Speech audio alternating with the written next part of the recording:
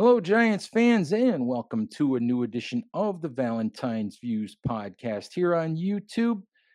As we try, maybe in vain, maybe not in vain, to move on from the debacle in Denver, Oh, hi- historic collapse by the New York Giants. And as I keep saying, if you're gonna collapse, you might as well do it in epic, memorable fashion. So kudos to the Giants for that. yeah, they certainly We're did.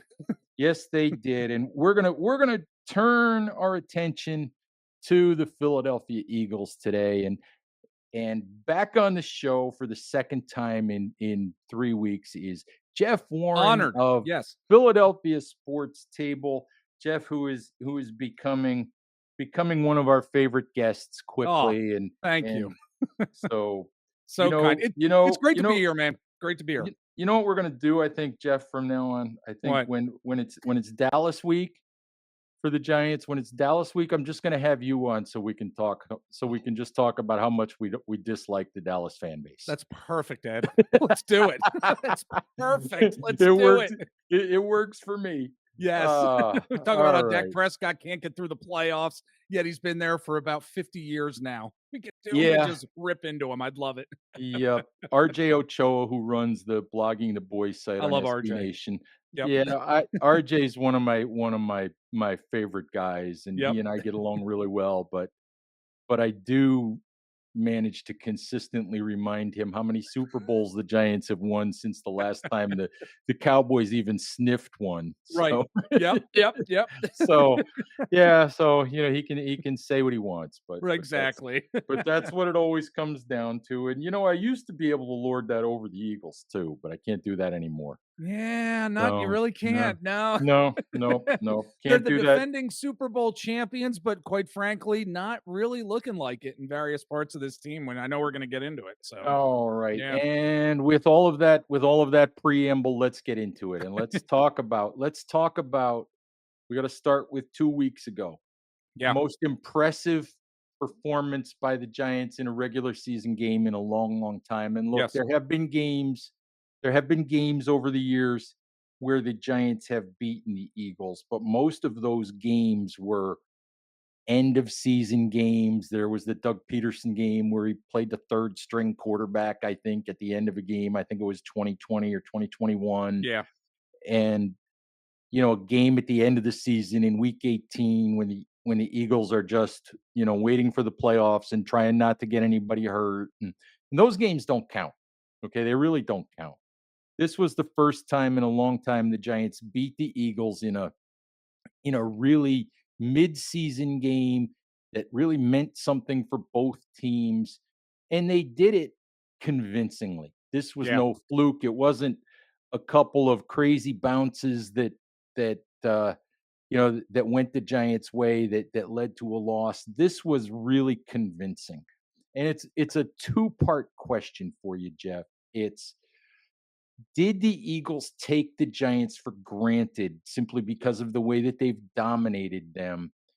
And the second part of the question is, did that game, change your perception or maybe the Eagles' perception of the Giants at all? It should I'll answer the second part first. It absolutely should change the Eagles' perception of the Giants, and I think Eagles Nation in general has an altered perception of the New York Giants after that game for sure, because it wasn't just a win where it was a field goal at the end of the game, with the final few seconds. It wasn't that type of win. The New York Giants dominated the Philadelphia Eagles. I mean, they took it to them, and talking with one of your other staff members, Chris Flum, on my podcast right before that matchup, we were talking about how the defensive line really needed to win in the trenches. The Giants' defensive line really needed to win in the trenches, and they did. They really did in that game. And I think also playing into account the lack of communication, I think, with the Eagles' offensive line. Even though Saquon Barkley had some shining moments in that game, I think, and it goes to what you were saying too. I think within this NFC East division, a lot of the team, there's a lot of splits. You may split with the Washington Commanders, may split with the Dallas Cowboys. Philadelphia Eagles certainly have split with these teams in the past. And yes, while they have dominated the Giants to an extent over these years, yeah, maybe certain elements of the team did take this Giants team for granted, but they can't. They can't heading into week 8 at all because even though the Giants lost in such a heartbreaker to the Broncos, they still showed some stuff throughout that game where there was a lot of heart. There was a lot of heart on that offense, and really coming from one gentleman in particular. I should say two gentlemen in particular, Jackson Dart and with Scadaboo. It's just there are guys that have heart on this Giants team that's infectious. I think with regard to the whole Giants offense, I don't think the Eagles were prepared for that infectious type of energy that penetrated them up at MetLife Stadium. So I'm not sure if I answered your question here, but the Giants, or I should say the Eagles, should definitely not underestimate what the Giants can bring to the table this week. Jeff, you know what I wasn't prepared for What? after the Eagles game? What? I was not prepared for all the chest hair Yeah. between Ryan Fitzpatrick and Cam Scadaboo. I was That, just not prepared for all the chest hair. there was a I'm lot of it. sorry. Yeah. Yeah, There's a yeah. lot of it. I didn't need to see it, but No, we all no, saw it. no, I didn't need to see it either. Yeah. But but hey, Yeah, give some ladies a treat out there, I guess, and oh, some gentlemen too, probably. So I I guess so. But there's the one thing I will say about it, and this is a little bit off track. yeah, There was actually, there was that stuff. There was Ryan Fitzpatrick. There was the celebration. There was with Scadaboo. There were Dart and Scadaboo celebrating. This past week, there was Nick Benito of the Denver Broncos and a couple of other players taking shots at Jackson Dart and yeah. a couple of the Giants.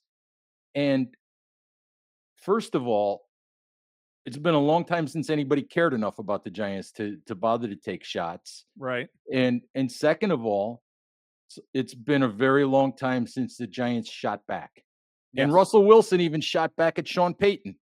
Yes. It's like Yes. it's entertaining because they have some personality as well as the beginnings of a growing talent base and a quarterback to build around. So We're seeing it's growth. We're seeing we're growth. seeing growth, and Yeah. it's a roller coaster. It's been up, down, crazy here, there, and everywhere. But it's also interesting to hear other people notice and say that this team has to be paid attention to. Absolutely. Within the next few weeks, you're going to probably hear some other NFL teams and maybe some front offices, anonymously probably, that are going to say, boy, we really missed on Jackson Dart in the draft. Well, we really should have taken him. I mean, there's Well, teams out there like the New Orleans Saints, wishing they had taken Jackson Dart. There are other teams that probably wish they had. And well, I think we're going to start hearing those stories sooner rather than later. I correct me if I'm wrong, but I think Vic Fangio actually said that already this week. Oh, I did think he he really? I actually must have already missed said it. this week. Did he really? I think I just saw it. We're recording on Tuesday, and I think I just saw that Fangio said at some point on Tuesday that teams who passed on Jackson Dart are really going to regret having done it. I missed that. Wow. Boy, Yeah. Vic and I are on the same page here. Jeez. Hey, you should Believe feel I missed smart. that. You should Yes. feel good about that though. Oh, boy. But hey, Jeff, let's move on to Yes. another topic though. Um Obviously 2 weeks ago a lot of people thought the Thursday night game against the Giants would be a kind of get right game for an Eagles team that had been Yeah. struggling, had lost a couple games in a had not been playing like the Super Bowl champions. That didn't happen. But really, it seems like last Sunday against the Vikings was more of a get right game for Philly, at least on the offensive side of the ball. It looked like production wise, getting the ball to Devontae Smith, to AJ Brown. It looked like from the passing game perspective, it was the most productive the Eagles had been. So did they really kind of figure some things out and kind of start to get back on the same page between the play calling and the quarterback and the receivers a little bit last weekend? Absolutely. It was what we called on our Eagles postgame podcast a semi-right game, a semi-get-right game. And Mhm. we say that because the offensive line still isn't syncing up and allowing Saquon Barkley to do his Saquon Barkley things. But what's interesting is that some of the play calling, whether it was initially in the game or as they were getting into the second half, and specifically that touchdown pass to Devontae Smith, that touchdown pass was the first under center play action play that the Philadelphia Eagles had run all season. Wow. It was the first one that they run. We have been clamoring for that. And Kevin Patullo, offensive coordinator, finally had that in the playbook for whatever reason after 6 weeks. Finally put it in the playbook and it worked. When you have a receiver like Devontae Smith, the talent, the speed, the hands, I have no idea why that wasn't You know, implemented earlier, but it was a get right game for the wide receivers and Jalen Hurts. yes, Absolutely. Yeah. that type of play action, I just wanna follow up on a little bit. Yeah. Is that something I should probably know this, but is that something with Jalen Hurts that for the last couple of years and last year in particular was kind of a staple, was kind of a thing that was a consistent part of Philly's offense? Not necessarily. He's been in pistol so much. I don't have the exact percentage, but really, I think it's around 90% where he's like in pistol. And we really don't see that where he's under center as Mhm, much as he was this past week. And it was nice for us to see because it was able to actually throw the defense off, the Vikings defense, who has a pretty darn good secondary, quite frankly. And we've mhm, all in Eagles Nation been getting tired of hearing how the Eagles in the front office let Isaiah Rodgers go, and we need a cornerback too. And my gosh, he's playing so well, and he has been. But the Eagles mhm. were able to really dominate that Viking secondary, which was good to see. So yes, it was a semi get right game for the passing game, and I do think we're going to continue to see that this week, if I had to guess. Alright, so, yeah, we talked on your show about We did. the Giants secondary, and, when you look at it, that has to be a matchup that Philadelphia feels like it can take advantage of this week. Absolutely. Absolutely. Again, I think it's because of that semi get right game, because when we say get right with the Eagles, it really is the passing game. The first couple weeks of the season, AJ Brown only had about 34 yards passing. And yes, Devontae Smith now, I think, is somewhere around eighth in the league in receptions after this past week, after catching 183 yards and that one touchdown. Uh, they just have not been in sync with each other. But where does it start, Ed? It starts on the offensive line. The Eagles' offensive line has not been playing that dominant type of bully type of football that we have been used to seeing for so many years. And I think a lot of us Eagles fans take that for granted and have taken it for granted for so many years. Landon Dickerson's injury is lingering around.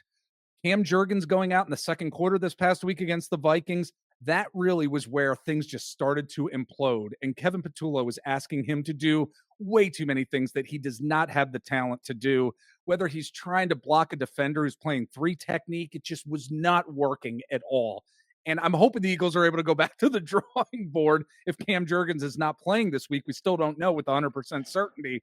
But Brett Toth is back up. The depth just hasn't been able to adapt and they haven't been able to be as productive as they have in previous years. So that's still, I think, going to be a problem heading into this Week 8 matchup. And I think that you just touched on a lot of the issue with the question that I'm about to ask you. Okay. And that but let's go through it anyway. Yeah. Saquon Barkley, Yeah. 2,000-yard rushing season a year ago, Yep. 5.8 yards a carry.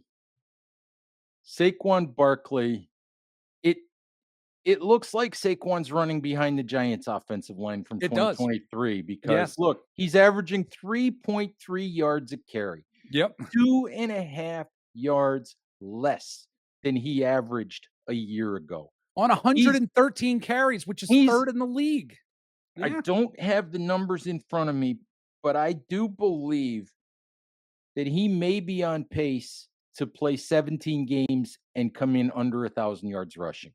It wouldn't At least surprise me. he was the last time I looked at it, which was actually before the week 6 game, but he is on pace for half the yardage that he had a year ago. Yes. Um, so the question becomes, is there something wrong with Saquon? Is there something physically wrong with Saquon that he's trying to play through?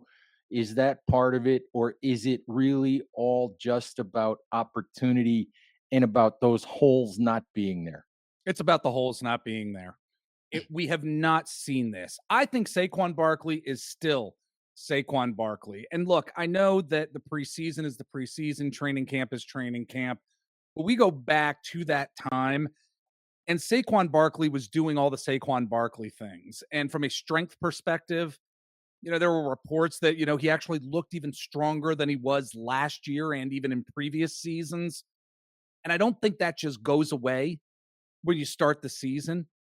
I don't Mhm. think that goes away at all. I think part of this was Tyler Steen coming in at right guard. Mekhi Becton was pretty fantastic coming into last season as the starting right guard. And that starting right guard has really been a revolving door over these past few years. So you have a new right guard, you have a center who came in, who Jason Kelsey helped to actually draft. And he's been great, but his injury and the surgery he's had during the offseason, Cam Jurgens is still recovering from that. Landon Dickerson has had a major back injury since preseason and then had a lower body injury, I believe, with his ankle recently as well. It is an offensive line that is banged up, and they just do not have the depth. And that depth really comes down to one gentleman. His name's Brett Toth, coming in for Landon Dickerson at left guard. And then this past week, filling in for Cam Jurgens at center, he just doesn't have the talent to do it. How can the Eagles actually get to a point where they can have an effective running game? I don't have the answer to that. I really don't know. I think we're going to see the same thing this coming week, unless there's some magic fairy dust that they can put on Landon Dickerson and Cam Jurgens. If they got that magic Well, fairy dust, put it on them. Then maybe we're going to see some excellence in the rushing attack like we did last year. But no, I do not believe this is a Saquon Barkley issue at all. It's just this Eagles offensive line needing to get synced up. They still haven't been able to do it and I think it's because of where the talent is from an injury perspective, and again, a new right guard as well. So I think that that's part of it. It's not Saquon.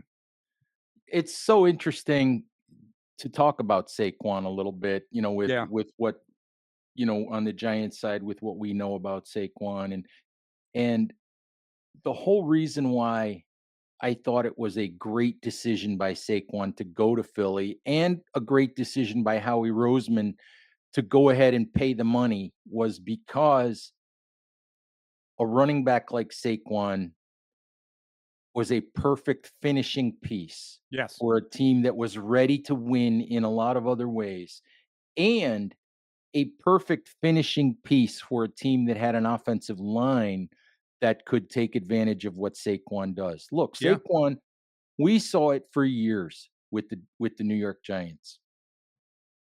If you give Saquon Barkley a hole and you get Saquon Barkley through the line of scrimmage untouched, yeah, there is nobody yeah, better than Saquon Barkley once he gets to that level where he starts to be one-on-one with defenders. yes. But the flip side of that is there's nothing special about Saquon Barkley if you're hitting him in the backfield You're or if absolutely there's correct. no place to run. There's Yeah. nothing special about That's what we any said 2 running weeks back. ago. Yeah, that's There what we were saying 2 yeah. weeks ago. And, like, part of this too, I'm talking about the health of the Eagles' offensive line, that's definitely part of this equation, but honestly, we are seeing poor coaching and design by Kevin Patullo as well. There are times when Saquon Barkley has no chance because of what you were just saying, Ed. There are Right. times when he has no chance at all. He's often being hit behind the line before he can even make his read initially. I mean, Mhm. look, the offensive line isn't blameless here, but they're being put into some brutal positions. And I'm really struggling as a fan to understand really what is going wrong with the run game. It's the Mhm. injuries, it's play calling, it's design as well, because I feel like we're seeing something different on every single play. It's not Saquon Barkley at all. All right, let's talk about a couple of other things. I need to ask you, Jaylen Carter is going to play in this game for the Eagles. Did not Yes. play 2 weeks ago, and there was some nonsense floating around that part of the reason Jalen Carter wasn't gonna play was 'cause he didn't wanna take a risk on the MetLife Stadium turf, which I don't think that's it. I find that to be such nonsense, especially I mean, Yeah. the NFL came out today and said that, MetLife is one of the safest surfaces in the league, Okay. but which fans will never believe. The narrative out there says something else, but, Yes. we never let facts get in the way. Exactly. So, Look, but when you're a part of a fan base that once threw snowballs at Santa Claus, you never live it down. So it's these narratives get out there and they stay out there. I mean, so the question is Yes. just really how different is the Philadelphia front with Jalen Carter in the middle of it? It's so different. Just this past week, his dominance meant a turnover. Coming into that game against the Vikings, the Eagles had the least amount of turnovers in the league with 5. That was it. And then they ended up getting their 7th before the half. And yes, Carson Wentz, not the greatest quarterback in the world. I mean, we saw the Carson Wentz that we once saw in Okay. Minnesota, that we saw in Philadelphia every now and again. But that first interception, Jalen Hunt being where he needed to be, and Carson Wentz essentially throwing it right to him, it was because Jalen Carter was right in his face. Jalen Carter was getting a lot of double teams once again this past week. He is a problem. He's going to be a problem for the Giants offensive line. They're going to have to double him. He's coming back from an injury. He is like he was. I don't believe it was the turf, which kept him out of the first Eagles Giants matchup. But he's getting right, and we definitely saw it this past week against the Vikings. Jalen Carter, it could be a problem for the Giants offensive line. All right, I got one more question for you. Yeah. Brandon Graham. Oh gosh, Brandon yes. Graham Brandon Love him. Graham is 400 years old, Yes, he okay? He's is. 400 years old. He might be 401. Why is Brandon Graham playing football again, and what do the Eagles hope to get out of him, and are you happy he's playing football again?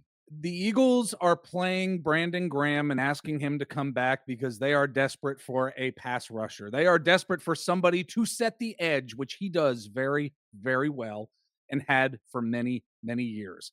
We've talked about it at the Philadelphia Sports Table podcast a number of times how this Eagles defensive line just has not developed the way that we had hoped. There has been certain talent that's been drafted. I mentioned Jalix Hunt. Nolan Smith, unfortunately, is injured. He's going to be coming back probably after the bye week. But Jalen Carter, Jordan Davis, they just can't do it themselves. Losing Josh Sweat in the offseason, as well as Milton Williams, who are both having amazing uh, careers after being in Philadelphia at this particular point in time. The pass rushers have not developed the way that they need to. Where do they go? They go to good old steady Brandon Graham. And while I do not think Brandon Graham is going to come in and have 6 or 8 sacks the rest of this season, I think he'll be a contributor and he'll bring some sort of steadiness, I think. Again, like you said, 400 years old. I said maybe 401 years old at this point. I don't think he's going to be dominant by any stretch, but I think he's actually going to be a veteran voice on this Eagles defense that they really need because they don't have it. One of the youngest defenses in the NFL. Brandon Graham is going to help in other ways other than playing football as well. So I like it, I'm excited for the nostalgia aspect of it. Do I think he's going to be dominant by any stretch? No, I don't, Ed. Hey, I lied. Last thing for you really, Yes. is how do you anticipate this game unfolding? Obviously, we talked earlier about the Eagles coming into this one with their eyes wide open. Yeah. We're coming in having found some things in the past game.